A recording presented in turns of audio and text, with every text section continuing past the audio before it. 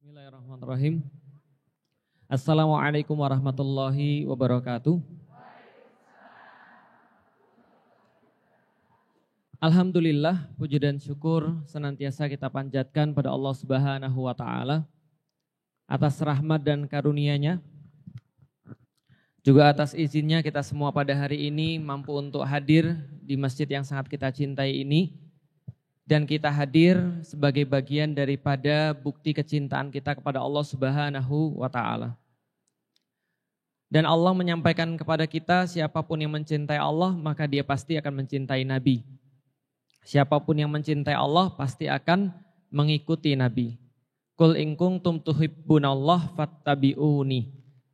Jadi Rasulullah Shallallahu Alaihi Wasallam langsung diminta oleh Allah ketika menyampaikan kepada kaum muslimin semuanya, siapapun yang mereka mencintai Allah, maka haruslah ikuti aku, kata Rasulullah. Yuhibbukumullah wa yaghfir lakum dzunubakum. Maka seketika itu pula Allah akan memberikan dia cinta juga dan akan mengampuni seluruh dosa-dosanya dia. Dan kita berharap ketika kita berkumpul di sini, kita menjadi orang-orang yang dicintai oleh Allah Subhanahu wa taala, tersebab kita mengikuti setiap pedoman apapun yang disampaikan oleh Nabi Shallallahu Alaihi Wasallam. Dan termasuk mencintai Nabi, mengikuti Nabi adalah mencintai apapun yang beliau cintai. Dan menyukai apapun yang beliau sukai. Menjauhi apapun yang beliau benci dan tidak melaksanakan itu sebisa mungkin sejauh yang kita mampu. Dan kita mengetahui bahwasanya Rasulullah Shallallahu Alaihi Wasallam sampai beliau meninggal, beliau tidak pernah melepaskan Baitul Maqdis di dalam hati beliau. Beliau ajarkan kepada para sahabat belasan tahun untuk mencintai Baitul Maqdis. Untuk senantiasa menyediakan ruang di hati mereka agar mereka tetap memperhatikan Baitul Maqdis. Dan kita tahu Bapak Ibu sekalian, Rasulullah Shallallahu Alaihi Wasallam itu hampir 14 tahun, 13 tahunan sampai hampir 14 tahun itu sholat kiblatnya itu ke Baitul Maqdis. Lalu kemudian baru setelah itu di sisa akhir hidup beliau sholatnya ngadepnya ke Ka'bah sebagaimana kita yang sekarang.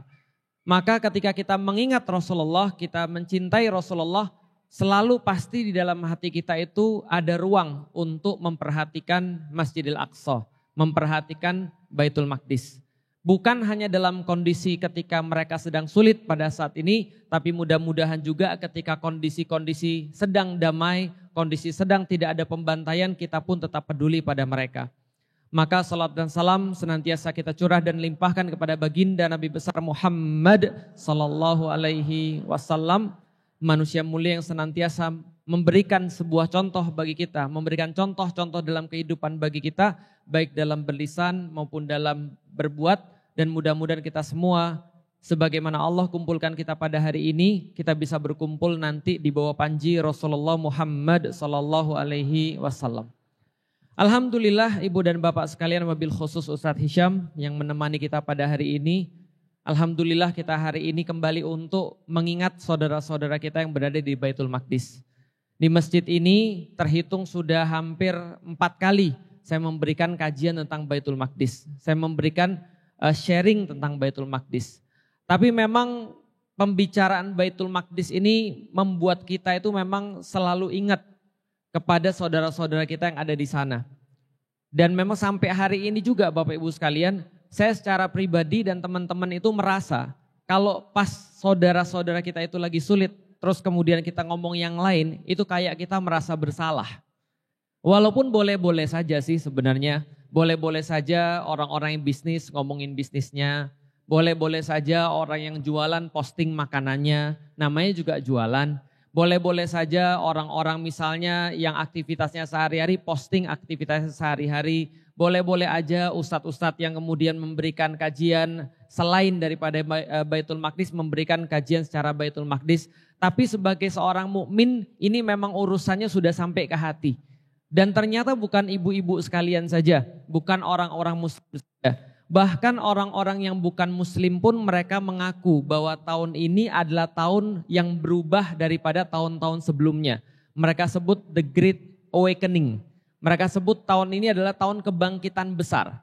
Kenapa tahun kebangkitan besar? Karena ada banyak hal yang tidak pernah terjadi di tahun-tahun yang lalu, sekarang terjadi. Apa itu? Orang mulai berani ngomongin Israel.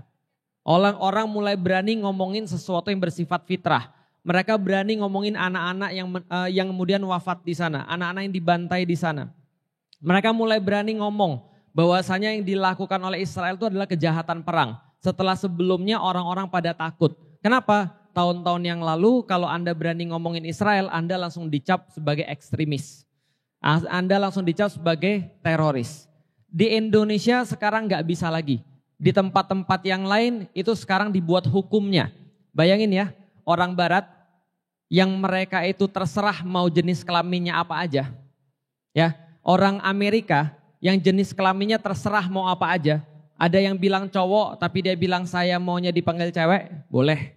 Ada yang cewek lalu kemudian dia maunya dipanggil cowok, boleh. Ada yang gak mau dipanggil cowok, ada yang gak mau dipanggil cewek, dia maunya dipanggil saya itu adalah tidak cowok dan tidak cewek. Saya tidak mendefinisikan diri saya. Itu juga boleh. Ada orang yang mau mendefinisikan mohon maaf, saya anjing, boleh. Itu di Jepang boleh tuh. Ada seorang laki-laki mendefinisikan dirinya anjing. Dia pakai baju kayak anjing, jalannya kayak anjing, makanya kayak anjing. Boleh, gak ada masalah. Karena barat itu semuanya serba bebas. Anda mau nikah, boleh. Gak mau nikah, boleh. Gak mau punya anak, boleh. Mau nikahnya gak pakai aturan, boleh. Zina, boleh. Minum khamr, boleh. Hina presiden juga boleh. Itu di Amerika tuh. Hina presiden boleh, kritik presiden boleh, apapun boleh. Tapi yang mereka buat sekarang tahu nggak hukumnya apa? Tidak boleh kritik Israel. Ini yang sekarang ada di Perancis. Ini yang sekarang diterapkan di negara-negara barat yang mereka selama ini klaim bahwa mereka paling bebas. Ternyata sekarang mereka nggak memperbolehkan untuk kritik Israel. Pertanyaan saya Bapak Ibu sekalian, mereka punya Tuhan atau tidak? Itu Amerika ketika disurvei, memang katanya sebagian besar penduduk Amerika itu adalah Kristen Protestan. Ketika disurvei di Prancis, mereka juga agamanya sama, Kristen yang paling banyak. Tapi ternyata ditanya satu-satu, 75 kalau enggak 76% itu semuanya adalah ateis. Mereka enggak punya agama. Dan bahkan mayoritas yang enggak punya agama saja, itu sekarang Bapak Ibu sekalian sudah dukung Palestina. Kenapa? Karena mereka sekarang ngelihat faktanya kayak apa. Mereka ada yang posting, kesel banget sama orang-orang Indonesia, influencer-influencer Indonesia, yang centang-centang biru Indonesia. Itu yang ngomong bukan kita, yang ngomong orang luar. Mereka bingung, kenapa sih kalian itu takut followers kalian hilang? Padahal kalian tuh orang muslim, tinggal di Indonesia, agama kalian tuh kan Islam karena kalian tuh muslim. Kok bisa-bisanya orang-orang yang gak beragama Islam aja bela terus kalian masih diem? Ini yang kemudian orang-orang luar tanyakan. Kenapa? Karena kejadiannya memang sekarang sudah sangat parah sekali. Tahun ini adalah tahun yang berbeda. Dan Bapak Ibu sekalian, ketika kita berbicara tentang Baitul Maqdis, ini juga sesuatu kepentingan bersama. Maka kadang-kadang kalau ada orang bilang kepada kita, ngapain sih kita peduli pada satu tempat yang jauh banget daripada kita? Itu kan dari Indonesia ke situ kan ribuan kilometer ibu-ibu sekalian. Naik pesawat aja mungkin sekitar berapa? Sekitar 12 jam. Ngapain kita peduli dengan orang-orang yang jauh banget sementara kita di sini aja masih banyak urusan. Itulah omongan-omongan orang yang kadang-kadang di dalam hatinya itu enggak ada tersisa persaudaraan. Padahal Bapak Ibu sekalian, sekarang saya mau nanya Bapak Ibu sekalian, lihat mata saya, sipit atau belok? Sipit. Sama enggak dengan ibu-ibu dan bapak-bapak sekalian? Enggak. Tapi saya saudara atau bukan? Kenapa saya saudara? Apakah hanya karena kita Indonesia? Enggak. Apakah karena mereka tinggal Palestina? Enggak. Ketika Anda mengucapkan syahadat, asyhadu an la ilaha illallah wa asyhadu anna Muhammadar Rasulullah, maka Anda tidak lagi disekat-sekat oleh bendera. Anda tidak lagi disekat-sekat oleh ras. Anda tidak lagi disekat-sekat bahkan oleh waktu. Kenapa? Seluruh muslim itu akan dikumpulkan pada tempat yang sama. Makanya hanya orang-orang muslim yang punya iman, yang koneksinya bisa lebih tinggi daripada orang-orang yang bukan muslim. Yang bukan muslim mereka peduli ke Palestina hanya soalan kemanusiaan. Tapi orang-orang muslim itu pedulinya lebih-lebih lagi. Itu yang membuat kita tuh gak tenang beberapa waktu ini untuk berbuat apapun. Kenapa? Karena kita punya koneksi pada saudara-saudara kita di Palestina. Lah gimana kita gak punya koneksi? Memang betul kita gak pernah ke tanah mereka. Memang betul kita gak pernah pergi ke sana dan gak pernah ketemu dengan orang-orang sana. Wajah kita jauh berbeda dengan orang-orang sana. Lihat kan ya, Abu Ubaidah hidungnya mancung. Lah kalau kita pesek. Ras kita beda, fisik kita beda, jarak kita jauh, waktu kita mungkin juga berbeda. Tapi apa kemarin? Kemarin datang pada kita berita yang ramai banget di sosial media. Ada seorang kakek-kakek, seorang bapak-bapak tua, anaknya meninggal. Ketika anaknya meninggal, ibu-ibu tahu nggak rasanya gimana anak meninggal? Mungkin sebagian besar di antara kita mungkin nggak tahu. Tapi coba bayangkan kalau seandainya anak kita yang kita sayangi, kita investasi semuanya yang terbaik bagi dia.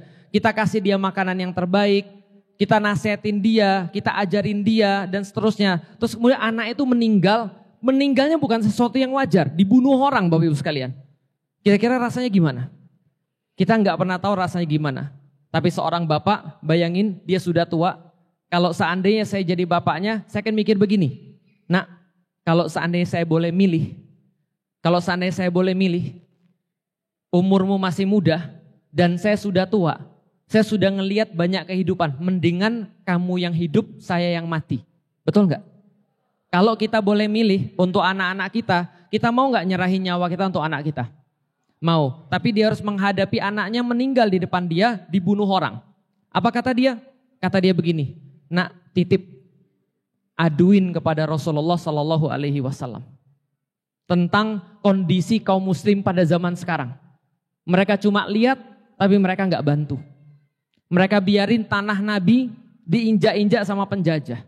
Mereka biarin lama dan mereka lihat semua ini tapi mereka nggak berbuat apa-apa. Nah, aduin kepada Nabi. Itu pas ngelihat posting itu Bapak Ibu sekalian, itu melukai sampai ke hati.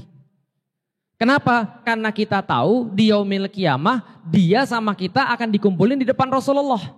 Betul nggak? Nah terus Rasul nanya, ini umat saya nih kan. Lalu kemudian ketika umat saya ini kemudian di sana dibombardir, dibunuhin. Terus kalian yang merasa umat saya kemana? Dia ngadu ke saya. Bisa dipahami Bapak Ibu sekalian. Kalau seorang guru keberhasilannya itu bukan dia dapat duit. Seorang guru keberhasilannya bukan ketika dia dapat sesuatu di dunia. Keberhasilan seorang guru itu adalah ketika dia punya murid jadi. Maka orang-orang Yahudi, orang-orang jahiliyah, Quraisy jahiliyah, di masa Rasulullah masih hidup, dia menghina Rasulullah yang paling berat dengan kata-kata apa? Abtar. Muhammad itu terputus. Muhammad itu nggak punya anak. Muhammad tuh nggak ada penerus laki-laki, dia terputus. Ngomong aja tentang Islam, ngomong dia dibantu sama malaikat, ngomong dia punya Tuhan. Enggak, Muhammad itu terputus. Kemudian apa yang Allah turunkan? Inna syani'aka huwal abtar. Sesungguhnya yang membencimu Muhammad itu yang terputus. Maksudnya apa? Maksudnya adalah ketika Rasulullah nggak punya penerus anak laki-laki, orang-orang Arab jahiliyah, orang-orang Yahudi mengatakan Muhammad nggak ada penerusnya. Kenapa? Karena nggak ada anak laki-laki. Tapi Allah sampaikan penerus Nabi Muhammad itu bukan anak laki-laki. Tapi penerusnya adalah semua orang yang ittiba kepada Rasulullah Sallallahu Alaihi Wasallam. Yang mengikuti ide Rasulullah Sallallahu Alaihi Wasallam. Maka Allah mengatakan, lihat orang-orang kafir Quraisy yang ngomong bahwa Rasulullah itu terputus, tidak punya keturunan. Lihat anak-anak laki-laki mereka itu ikut Muhammad dan gak ikut bapaknya. Bisa dipahami Ibu sekalian? Terus kemudian waktu berlalu Rasul banggain umatnya. Umatnya ngikutin dia. Umatnya yang senantiasa para sahabat mengorbankan apapun untuk dia. Sampai hari ini Rasul harus menyaksikan umatnya terpecah-pecah kayak gini. Sampai kayak sekarang Rasul harus menyaksikan umatnya dibunuhin di Baitul Maqdis. Baitul Maqdis loh Bapak Ibu sekalian. Tempat Rasul kemudian sholat kiblatnya di situ. Tempat Rasul ngajarin para sahabat sampai belasan tahun. Sampai di antara para sahabat ada yang nanya pada Rasulullah. Ya Rasulullah, saking banyaknya engkau menyebutkan tentang kemuliaan Baitul Maqdis. Kemudian kami sering sekali mendengarkan engkau menceritakan kemuliaan tanah Ardul Mubarakah atau tanah Masjidil Aqsa. Sampai kami ini bingung. Yang mana yang lebih layak kami kunjungi ya Rasulullah? Mana yang lebih utama ya Rasulullah? Baitul Maqdis, Masjidil Aqsa, atau Masjid Nabawi? Bayangin, para sahabat yang tinggal di dekat Rasulullah sampai bingung mana masjid yang lebih utama, Masjid Nabawi atau Masjid Baitul Maqdis atau Masjidil Aqsa. Maka Rasul katakan, masjidku lebih utama daripada Masjidil Aqsa. Tapi para sahabat tahu kemuliaannya seperti apa. Yang Rasul saksikan pada saat ini, tanah di mana dia diisrakan, dimi'rajkan ke Sidratul Muntaha. Jadi saksi 124.000 nabi-nabi dan Rasul dikumpulkan oleh Allah. Diimami di belakang Rasulullah Sallallahu Alaihi Wasallam, penduduknya dibunuhin. Kira-kira kalau Anda berpikir, Rasul kayak merasa gagal atau enggak? Rasul ketika ngelihat umatnya sekarang, Rasul kayak merasa gagal atau enggak? Padahal kebanggaan Rasul ketika dia punya penerus. Aku akan berbangga-bangga dengan umatku nanti di yaumil kiamah. Bahwa umatku tuh jumlahnya banyak. Pertanyaannya, sekarang kita jadi satu umat Rasulullah atau kita terpecah-pecah? Kita terpecah-pecah. Di tempat-tempat yang paling dekat, yang dekat-dekat dari Palestina, yang dekat-dekat dari Baitul Maqdis, sementara di negeri-negeri lain yang mereka bukan muslim, mereka tiap hari berikan pembelaan terhadap orang-orang yang terzolimi. Tapi di negeri-negeri yang dekat, muslim, ada yang doa untuk Gaza ditangkap. Negerinya negeri muslim. Ada yang pakai kemudian syal, lalu kemudian ada warna merah, putih, hijau, hitam, ditangkap. Pertanyaannya, itu umat Rasulullah atau bukan? Umat Rasulullah. Tapi mereka ngelihat kemudian saudara-saudari dibunuhin, mereka merasa tenang atau mereka merasa kemudian gak tenang? Mereka tenang-tenang aja. Ini kan problematika. Maka kita lihat Bapak Ibu sekalian, pada hari ini saya cuma mau menyoroti aja. Setiap kali saya melihat, apapun yang ditunjukkan sama akhlak saudara-saudara kita yang ada di Baitul Maqdis, itu membuat saya kemudian yakin bahwa betul kata Rasulullah Sallallahu Alaihi Wasallam. Baitul Maqdis Bapak Ibu sekalian, Palestina, itu memang diciptakan untuk pelajaran buat kita. Saya sering ditanya sama orang, Ustadz sampai kapan perang ini mau berakhir? Saya bilang itu bukan pertanyaan kepada mereka yang ada di sana, tapi pertanyaan kapan kita mau nolong mereka.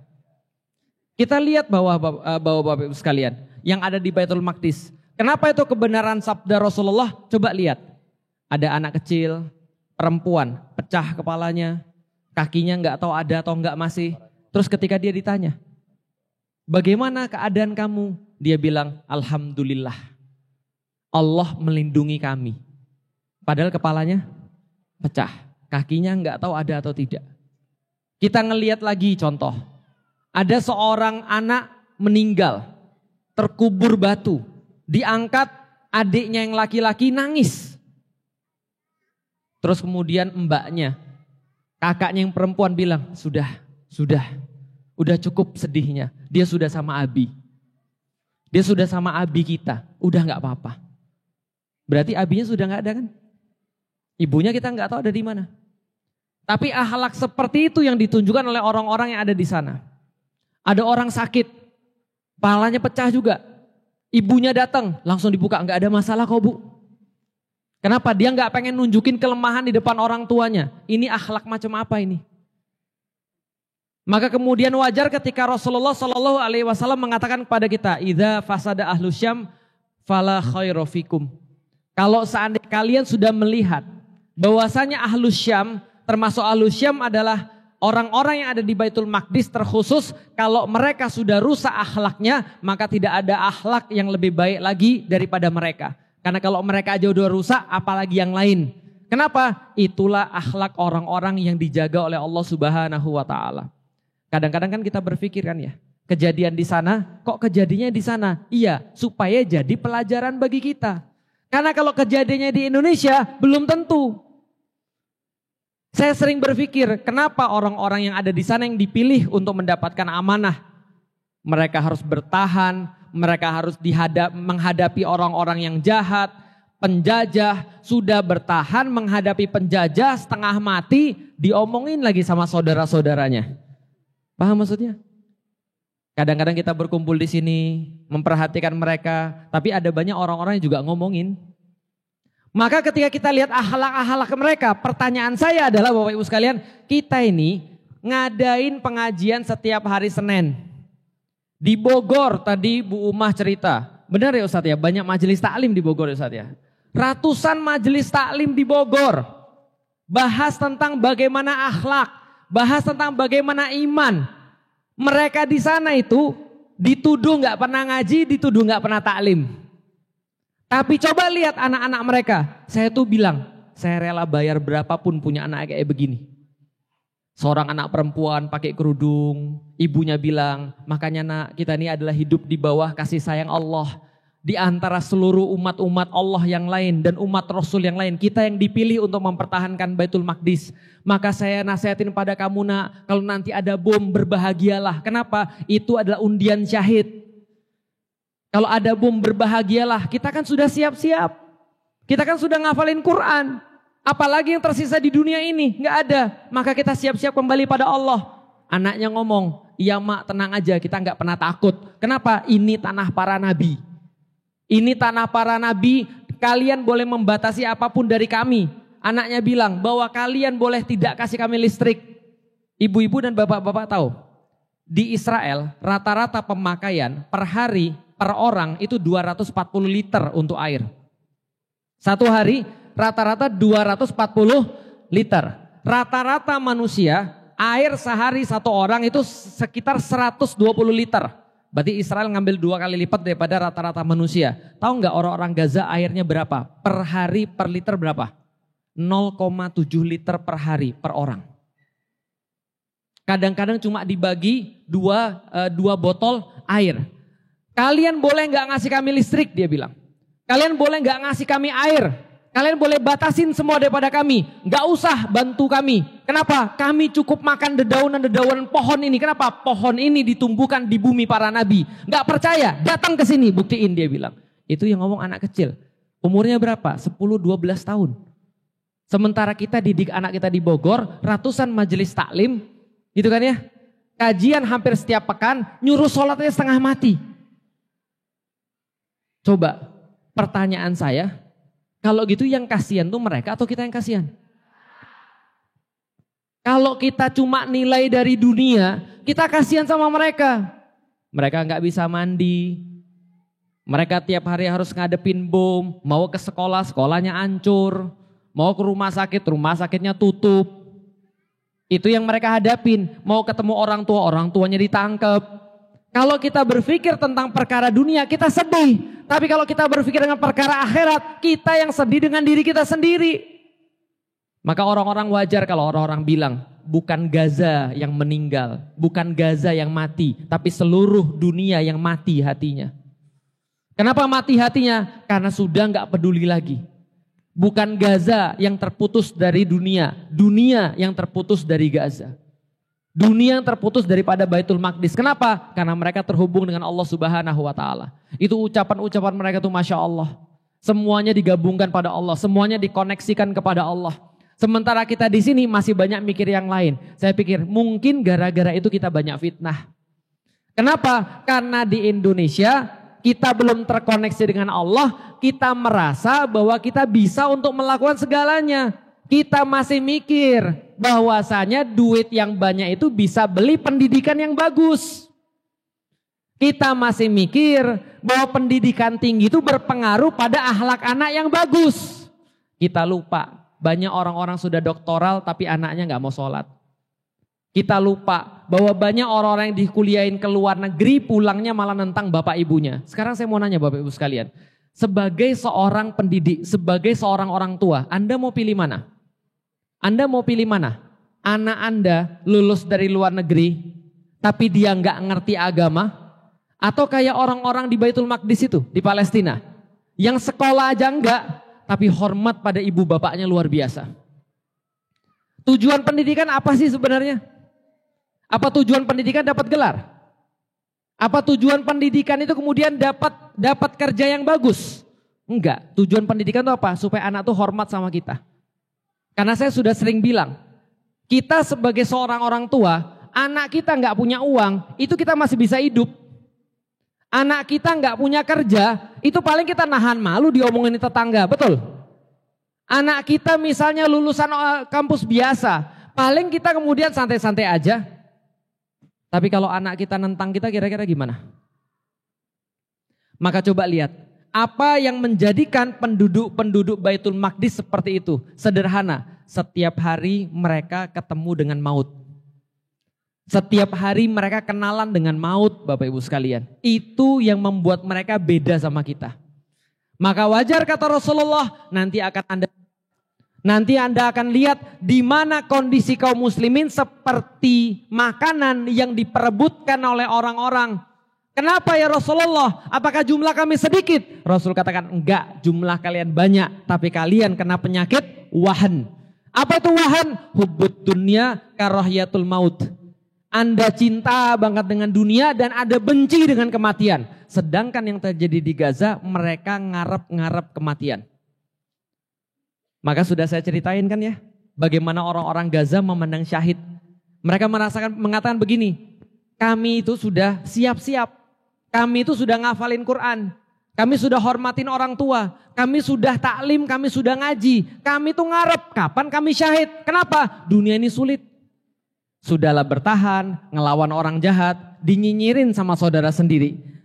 Sedangkan kalau kami sudah syahid, ketemu Allah, urusan selesai. Mereka memandang meninggal, mati, wafat itu bukan akhir. Maka benar kata satu pepatah. Orang bilang apa? Tidak ada kalah, Anda tidak mungkin akan mengalahkan satu kaum yang mati bukan ujung bagi mereka. Paham maksudnya? Kalau Anda sudah ketemu dengan satu kaum yang mati itu bukan ujung daripada hidupnya, maka Anda nggak bisa ngalahin orang model begini. Itu yang terjadi di Baitul Maqdis. Pertanyaannya kalau kita takut mati atau ngarep mati? Takut mati atau ngarep mati? Saya juga masih mikir. Saya termasuk yang ngarep mati atau yang takut mati. Padahal di dalam Islam kita disuruh mencintai kematian atau takut mati. Masalahnya kita dari awal pendidikannya sudah salah. Ustadz foto Ustadz, tapi jangan bertiga. Kenapa jangan bertiga? Yang tengah mati. Ustadznya yang mati nanti saya. Pertanyaan sederhana, itu yang foto bertiga yang tengah mati, yang pinggir mati enggak? Mati. Yang moto mati enggak? Yang enggak ikutan foto? Mati juga. Lah kenapa Anda takut mati? Ya kan ya? Jangan ngomongin mati Ustadz, pamali. Jangan ngomongin mati Ustadz, jangan, gak boleh Ustadz, nanti kita mati beneran. Itulah bedanya orang-orang yang ada di Gaza, yang ada di Baitul Maqdis, yang ada di Palestina dengan kita. Bagi mereka, mati itu bukan akhir. Bagi kita mati adalah, coba perhatikan, gimana menghasilkan generasi-generasi yang kayak gini. Generasi-generasi kayak gini, dari awal mereka sudah dididik. Nak, kamu itu hidup hanya untuk Allah. Andaikan kamu hidup hanya untuk Allah dan kamu sudah siap mati untuk Allah, maka itu cukup bagi saya nak. Itu yang diajarin pada mereka. Siap-siap nak meraih syahid. Kita itu pelindung tanah ini nak. Siap-siap nak syahid. Ayo hafalin Quran. Ayo ngaji selama kamu masih hidup. Lihat tuh saudara-saudaramu, ada yang sudah dapat undian syahid. Tiap hari yang mereka lihatin adalah saudaranya. Satu ditangkap pergi gak balik lagi. Satu saudaranya syahid. Sehingga apa yang mereka lakukan? Mereka betul-betul yakin mereka bakal mati. Bisa dipahami Bapak sekalian? Pernah mau mati? Pernah? Saya cerita dikit Bapak Ibu sekalian. Ramadan saya paling indah itu tahun 2013. Ketika saya pas sehari sebelum Ramadan ngisi kajian subuh, pergi dari rumah jam 3, ninggalin istri saya yang baru 5 hari melahirkan.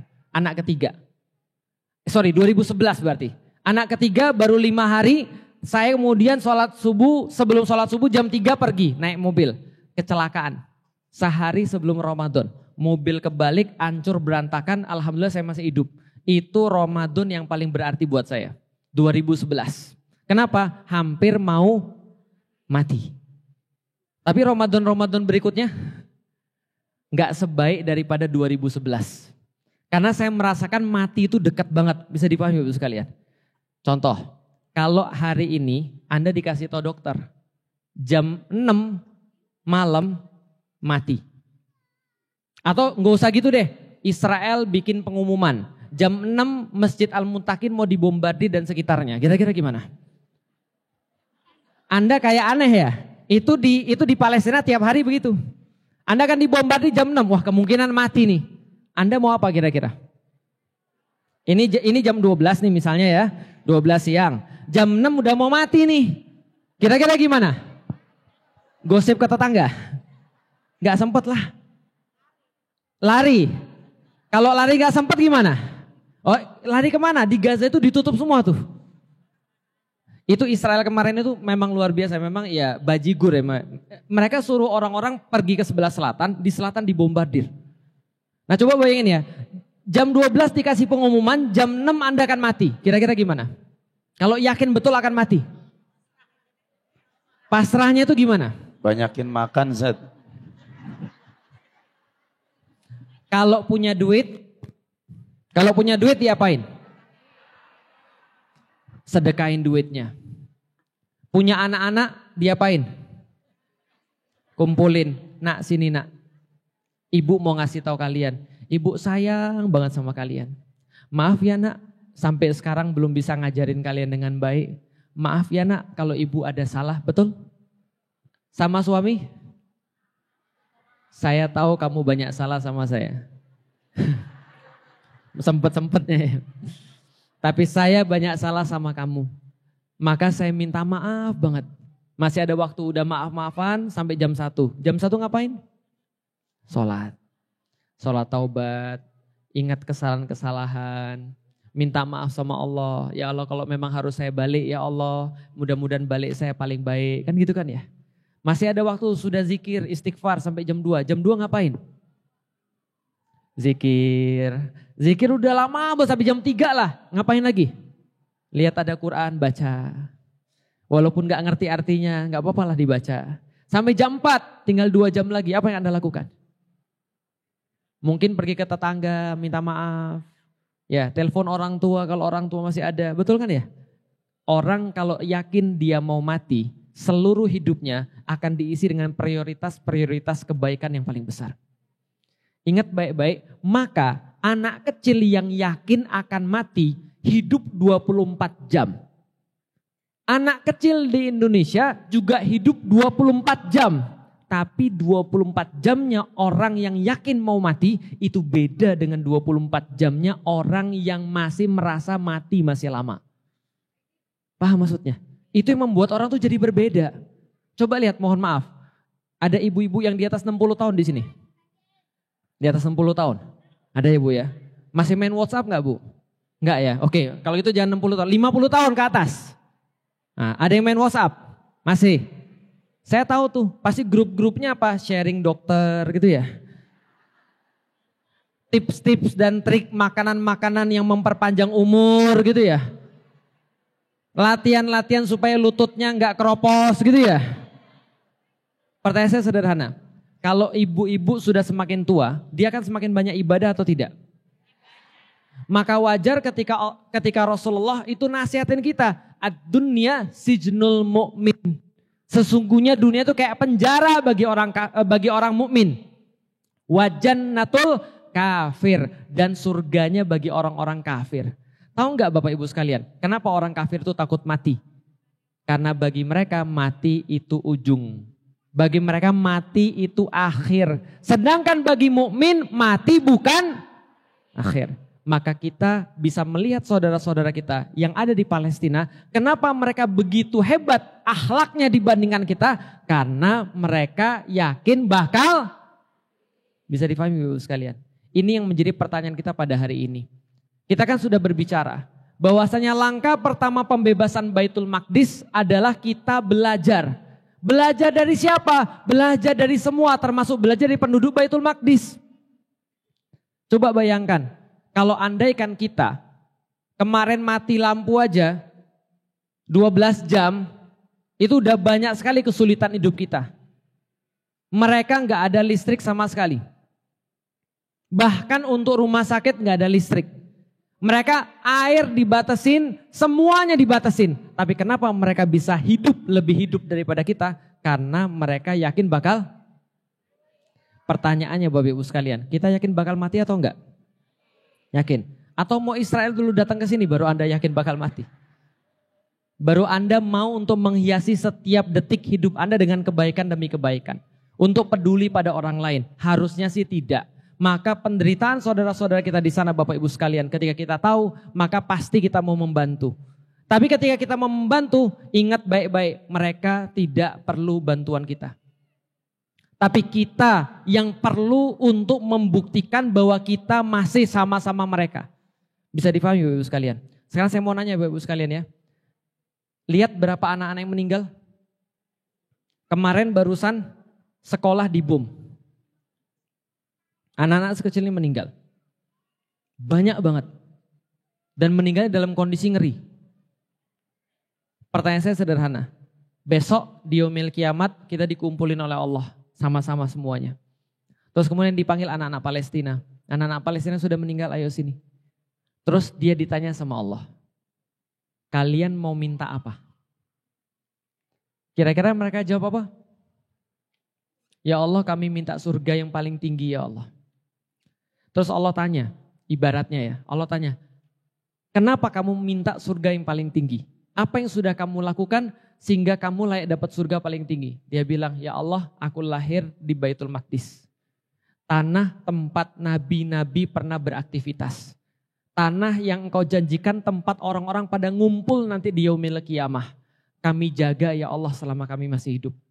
Kami nyiapin diri ketemu dengan engkau ya Allah. Darah bapak kami itu semuanya yang menyirami tanah-tanah itu. Daging-daging kami kadang-kadang juga ada yang berhamburan di tanah itu. Itu tanah syuhada ya Allah. Dan kami minta atas semua itu kami minta surga. Dia dikasih Allah surga.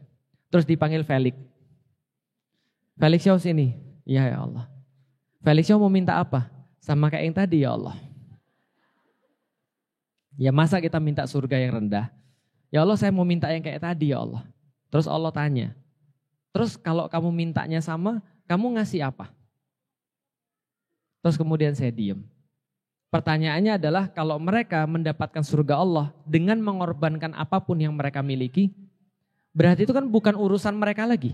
Mereka sudah selesai dengan dunia. Mereka sudah selesai dengan fitnah. Mereka sudah dibuktikan bahwa mereka lulus ujian. Yang belum lulus ujian siapa? Pernah di sekolah tuh lihat ujian. Siapa yang selesai duluan boleh pulang? Pernah?